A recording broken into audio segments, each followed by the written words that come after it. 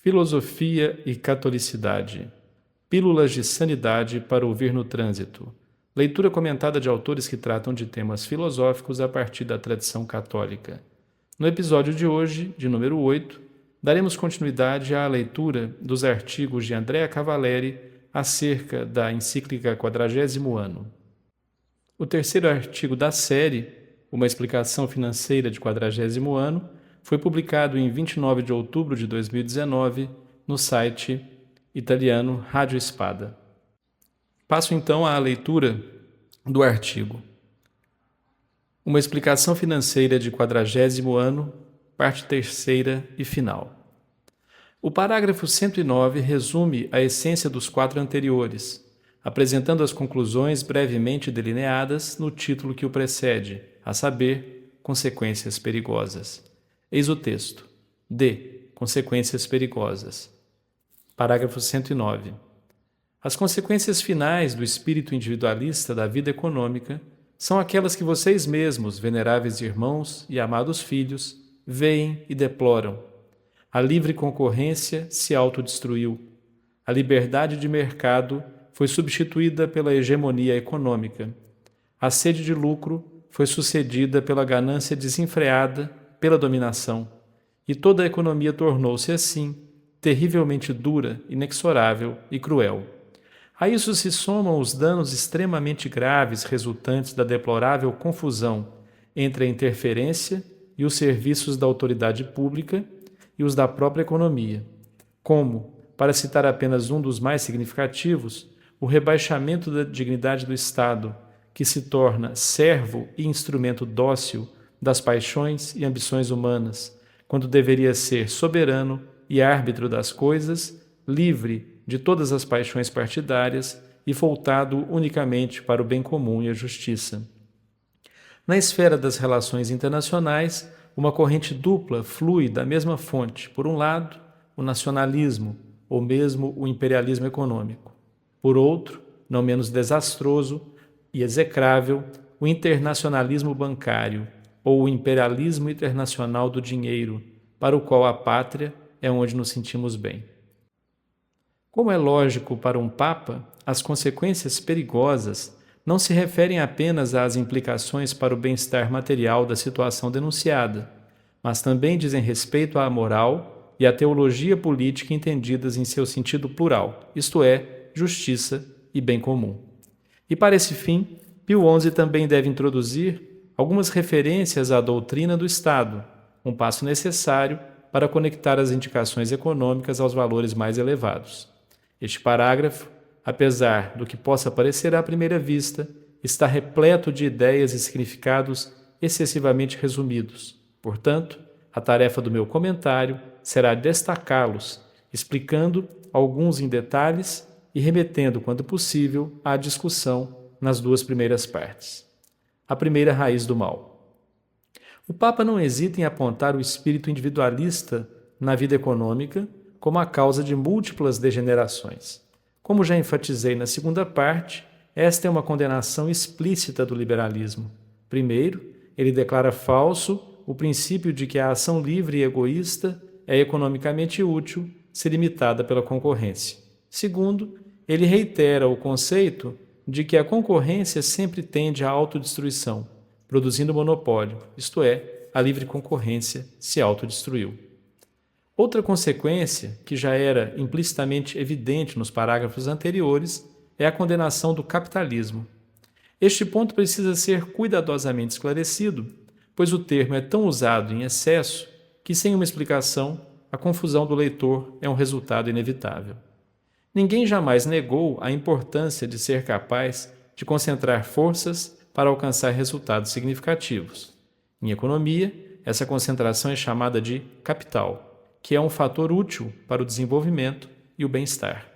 Se observarmos como o desenvolvimento e o bem-estar se desenrolam fisicamente, concluímos que existem 3 fatores determinantes: trabalho, organização e ciência. E isso, em termos reais e materiais, é incontestável. E se realmente tivéssemos que atribuir uma prioridade entre esses 3 fatores, ela caberia à ciência, pois ela é o multiplicador dos outros 2. Mas, se observarmos como esses serviços são remunerados, encontramos uma imensa desproporção em relação ao mérito, favorecendo o elemento organizacional, e, em particular, um subconjunto do elemento organizacional, que é a contribuição da propriedade para a formação do capital. De fato, a concentração de forças, chamada capital, geralmente é alcançada por meio do uso de uma massa substancial de dinheiro. Ora, o dinheiro é um instrumento de troca, que serve para sustentar a divisão do trabalho, concebido como um título de propriedade em branco. Isto é, o dinheiro é uma entidade legal que permite registrar a propriedade de qualquer tipo de mercadoria à medida que é gasto. Uma massa de dinheiro, isto é, capital financeiro, é, portanto, uma pilha de certificados de propriedades virtuais. O mau uso dessa massa de dinheiro, chamada capitalismo, é contaminado pelas seguintes falhas. 1. A ilusão de sua origem. O capital físico é evidentemente um produto social, fruto do trabalho de uma multidão de pessoas e também originário de gerações passadas. O fato de alguém poder reivindicá-lo como seu é claramente um mal-entendido, pois o que é emprestado não é capital físico, mas capital virtual, capaz de comprar bens que podem nem mesmo ter sido produzidos ainda. 2. A mortificação do mérito. O capitalismo tende a despojar o inventor da propriedade intelectual e a privar o trabalhador de seus salários, que, segundo Davi Ricardo, deveria receber o mínimo de subsistência e nada mais, enquanto busca remunerar o provedor de capital o mais alto possível. Ora, os provedores de capital para uma determinada obra, chamo-os assim porque não devemos esquecer que, como Pio XI corretamente afirmou no parágrafo 105, muitas vezes nem sequer são proprietários, mas meros custodiantes e administradores do capital. Então, retornando, os provedores de capital para uma determinada obra não contribuem fisicamente com nada, nem em termos de trabalho para essa obra, nem em termos de tecnologia, nem em termos de projeto ou qualquer outra coisa materialmente relacionada à obra.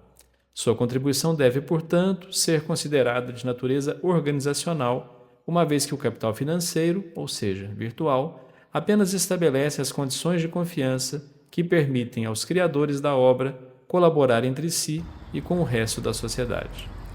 Não estou dizendo que esse aspecto organizacional seja insignificante ou que não deva receber uma compensação justa, mas ele não pode ser racionalmente considerado o fator crítico, nem ser remunerado mais do que todos os outros, como geralmente acontece. 3. E o mais importante, um freio à criação de riqueza real. O capitalista emprega capital monetário somente se puder aumentá-lo. Mas se o dinheiro for corretamente concebido como uma unidade de medida da propriedade ou um título em branco de propriedade, isso significa que a concentração de forças, chamada capital, necessária para concluir um determinado trabalho, que aumentaria a riqueza total, só será alcançada se certos indivíduos responsáveis pela parte organizacional virem seu poder de compra aumentar significativamente, ou, em outras palavras, aumentarem a porcentagem de sua propriedade na riqueza total. Essa condição vinculante, que é uma tradução prática perfeita do espírito individualista para a vida econômica, é, antes de tudo, altamente irracional, porque compreende mal o propósito do trabalho, já que não o refere à sua essência, por exemplo, construa a casa para morar, mas apenas ao seu atributo secundário, que é a propriedade, construa a casa para ganhar dinheiro, ou seja, para aumentar meu patrimônio. Em segundo lugar, é uma visão de curto prazo, porque ao priorizar a propriedade individual em detrimento do bem-estar coletivo, é fácil cair em autossabotagem. Por exemplo, uma porcentagem menor de uma riqueza total maior pode ser maior do que o inverso, ou mesmo a mesma propriedade individual, como uma casa, muda de valor se colocada em um contexto melhor, por exemplo, se cercada por barracos ou casas igualmente bonitas. A vida humana não é individual, mas se desenrola em relações. Em terceiro lugar, é socialmente prejudicial porque, na ausência de benefícios significativos para um pequeno número de organizadores, impede efetivamente a possibilidade de realizar projetos que seriam viáveis, dada a presença de todos os elementos necessários, como mão de obra, tecnologia, matérias-primas, etc., forçando uma parcela da população ao desemprego forçado. A afirmação de que o capitalismo, historicamente, possibilitou conquistas importantes é falsa e deve ser revertida da seguinte forma: o capitalismo não impediu algumas conquistas importantes, como fez com muitas outras. Para ilustrar este último conceito, que acabei de explicar em detalhes, reproduzo aqui uma brilhante citação de Keynes. Em vez de usar suas reservas materiais e técnicas multiplicadas para construir a Cidade das Maravilhas, os homens do século XIX construíram subúrbios de favelas e acreditavam que era certo e apropriado construir favelas porque as favelas, quando testadas pela iniciativa privada, davam lucro, entre aspas. Enquanto a Cidade das Maravilhas, pensavam eles, seria uma extravagância insensata que, para usar a expressão imbecil da moda financeira, aspas, hipotecaria o futuro, fecha aspas, embora não se possa ver, a menos que a mente esteja obscurecida por falsas analogias extraídas de contabilidade inaplicável, como a construção de obras grandiosas e magníficas hoje poderia empobrecer o futuro. Retornando à teologia cristã, é contraditório endossar um sistema econômico no qual os tomadores de decisão estratégica para o uso de recursos são um pequeno grupo de indivíduos movidos pela ganância individual e, em seguida, fingir que, por algum milagre, a economia abstrata e as finanças abstratas são direcionadas para o bem comum, especialmente quando o conceito de bem comum está completamente ausente da teoria do sistema econômico mencionado. A terceira consequência da raiz corrupta é a liberdade ilusória do mercado. A hegemonia econômica cria uma situação não de mercado livre, mas sim de mercado tirânico. Na verdade, a liberdade que a maioria das pessoas experimenta é a liberdade que as ovelhas têm de ser devoradas por lobos. A quarta consequência, amplamente ilustrada na segunda parte, é a transição da sede de lucro para a ganância desenfreada por dominação. A possibilidade de acumular riqueza, sem restrições quase inevitavelmente, degenera no desejo de impor a própria visão de mundo. O poder conferido pela riqueza é, portanto, usado como uma ferramenta para influenciar indevidamente as decisões políticas. Terminamos de ler, portanto, a primeira parte deste terceiro artigo, intitulado A Primeira Raiz do Mal. Farei uma interrupção aqui para, no próximo episódio, tratar do segundo movimento do artigo, intitulado A Segunda Raiz do Mal. Apenas para finalizar, gostaria de reler o parágrafo da encíclica que aqui está sendo analisado, de número 109, para que nós tenhamos uma visão de síntese daquilo que foi objeto desse primeiro movimento de análise e que será objeto do segundo movimento de análise no próximo episódio, que é a continuação da leitura deste artigo e cujo subtítulo é A Segunda Raiz do Mal. O parágrafo, então, que foi analisado até aqui em parte, diz o seguinte, aspas, parágrafo 109, as consequências finais do espírito individualista na vida econômica são aquelas que vocês mesmos, veneráveis irmãos e amados filhos, veem e deploram. A livre concorrência se autodestruiu. A liberdade de mercado foi substituída pela hegemonia econômica. A sede de lucro foi sucedida pela ganância desenfreada pela dominação. E toda a economia tornou-se assim, terrivelmente dura, inexorável e cruel. A isso se somam os danos extremamente graves resultantes da deplorável confusão entre a interferência e os serviços da autoridade pública e os da própria economia, como, para citar apenas um dos mais significativos, o rebaixamento da dignidade do Estado, que se torna servo e instrumento dócil das paixões e ambições humanas, quando deveria ser soberano e árbitro das coisas, livre de todas as paixões partidárias e voltado unicamente para o bem comum e a justiça. Na esfera das relações internacionais, uma corrente dupla fluiu da mesma fonte. Por um lado, o nacionalismo, ou mesmo o imperialismo econômico.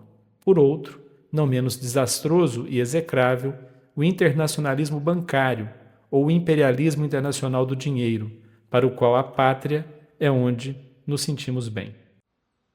O sentido desse último movimento do excerto citado